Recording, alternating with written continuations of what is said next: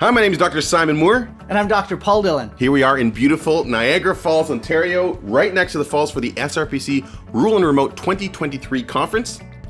It's a great conference, but we're taking some time out to read through the CFP journal, and we're going to talk about atrial fibrillation. What are some of those anticoagulation issues you have to deal with when you send a patient to the dentist? Exactly. We're going to talk about a cause of abdominal pain that you're probably missing in some of your patients. And last, we're going to close off with some key points on lung cancer. A quick summary article there. Oh, but first, what do we always do? We start with the cover critique. Let's put that up on the screen and take a look at this month's April 2023 cover. What do you think about this one, Paul? I don't know, it makes me blue. Makes you blue. I like that the family docs are the angels, sort of. That's what I see hovering around the patient, the mosaic of the virtual care patient. Interesting. So there are some other articles in there, not as directly relevant to the exam. So let's dive in and talk about lung cancer first. So it's a crash course in lung cancer. Big definition, delineation is between small cell lung cancer and non-small cell lung cancer. After that, the article goes a little bit too in depth for me for studying for the exam. But what do you need to remember?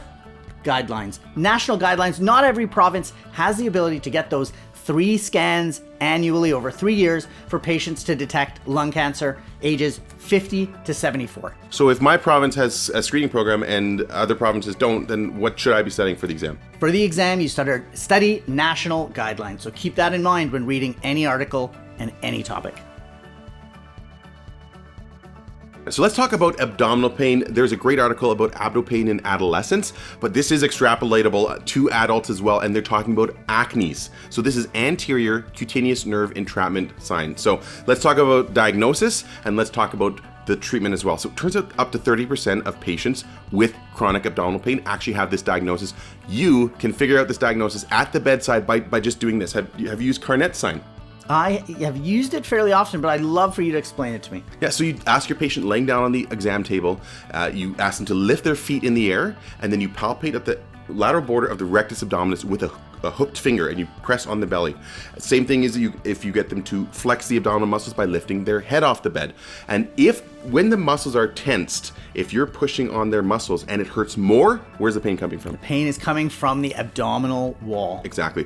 But if your muscles are not tense and you're pushing down, you're going to be hitting whatever's underneath there, and then we're suspicious that the pain is coming from intra-abdominal. Exactly. So if you're doing right lower quadrant palpation, if the abdominal muscles are flaccid, that's how you can palpate the actual appendix. That's how you can decide maybe the pain is coming from inside. So it's a great tool. I use it all the time. I've actually added it as a part of my abdominal exam for appendicitis, like you said, just to figure out which layer you're actually testing. Where's that pain coming from? So great test. If you're not using it, start using it. And that's what the authors advocate too. They say we should all be adding it to our arsenal for every abdo exam. Let's talk quickly about management.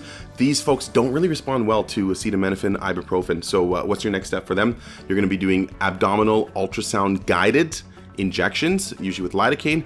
If that doesn't work, refer to ped surgery for if they're pediatric patients, and adults refer them to general surgery for they might need a neurectomy. They actually cut the nerve right out. So let's move on to the final article, atrial fibrillation. What was your takeaway from this one, Simon? Yeah, so it's amazing that the CCS guidelines in 2020 had a major shift. And, a lot of the classic stuff we need to know about the risk factors, management, and as well as thrombosis management as well. And I've got a great tool for that because we're always getting asked to manage that. So do you want to start with risk factors? Sure. So what are those big risk factors? There's big 5. There's some lovely graphics in this article, and it talks about those modifiable and then non-modifiable risk factors. That is bread and butter for the exam. So great article to catch up on those. Exactly. Now, moving on to management, that perennial question, rate control, rhythm control, both are equivalent. So which one are we going to want to start with? So that's the key point when you're thinking about rate or rhythm, and that controversy is early on, there is a benefit to rhythm control. So early on, benefit, less death, less mortality with early rhythm control. Later on, it might be just the symptoms that you're worried about controlling. So then you can move and shift to the rate control. But throughout all of this, you're still going to have to anticoagulate these patients. Exactly. And you're going to be getting calls from dentists or from surgeons or anesthesiologists saying, what should we do with this patient's anticoagulation?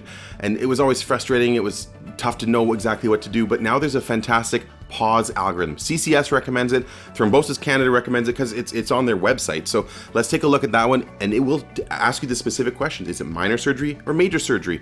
Which are they taking? What are the characteristics of your patients? And it will spit out the answer for you. So that is no longer a pain point in primary care. One last feature from this article is management with rate control. You want to talk about that one? So there's a great pocket guide that the Canadian Cardiovascular Society puts out. We'll put the link up on the screen.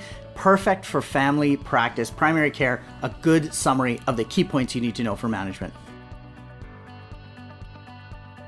That's it for CFP Distilled April 2023. So glad you could join us. We hope to see you at the review course in family medicine. We'll be in Toronto in August, and stay tuned for some exciting destination courses we're going to have in spring 2024. We hope to see you there.